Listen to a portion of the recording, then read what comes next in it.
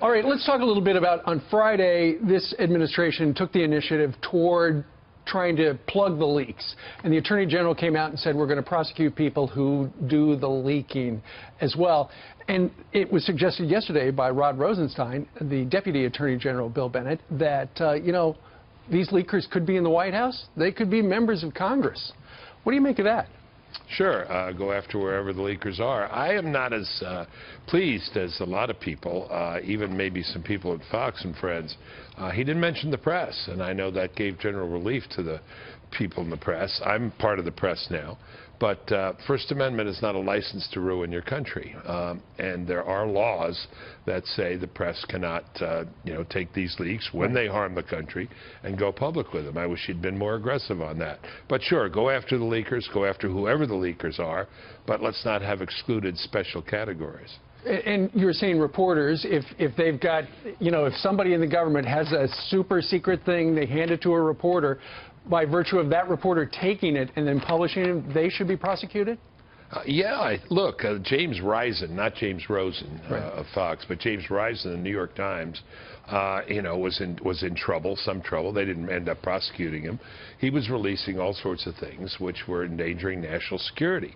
You had another reporter at the Washington Post a few years back releasing the names and locations of the secret sites where the interrogation of people was being held. Imagine that somebody got a hold of a report from General Mattis directing, where U.S. troops would go after ISIS in Raqqa.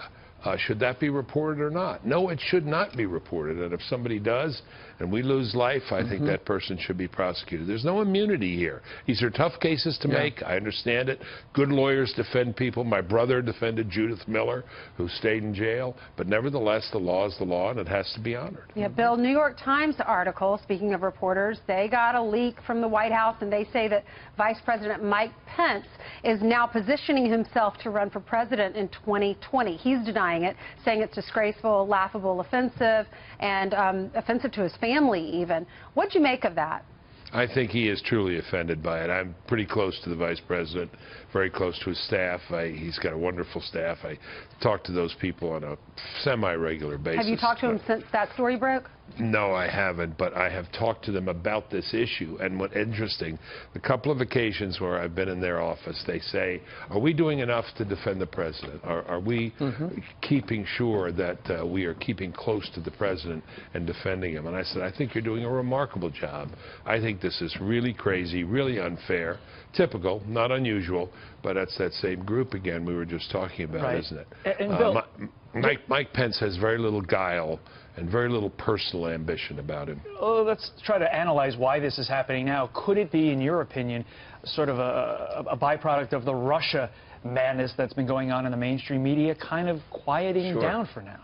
It's part of the whole madness. Look, this sanguine attitude people have about Mueller and all. I mean, Mueller has hired, 10 or 12 of the toughest, roughest prosecuting lawyers there are. The venue is in D.C. He says it's not a fishing expedition. Well, call it a hunting expedition. I believe these guys are out for bear. And it's going to be very rough. So I hope the president's lawyers gear up.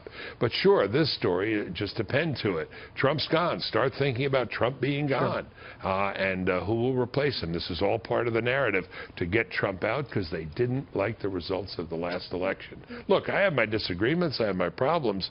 But we had an election. He is the president. And some things are getting done. Some remarkable things are getting done. Indeed. All right. Bill Bennett joining us from our nation's capital today. Always a great pleasure having you on the program. Thank you, sir. Thank you, Bill. Great to see you. Thanks a lot.